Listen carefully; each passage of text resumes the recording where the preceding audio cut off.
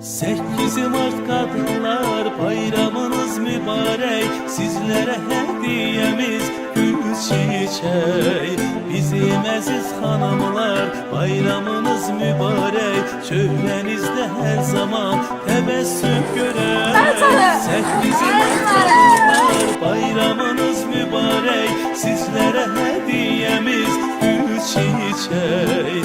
Bizim aziz hanımlar bayramınız mübarek. Çöhrenizde her zaman tebessüm görek. 8 Mart Kadınlar Bayramınız mübarek. Sizlere hediyemiz gül çiçek.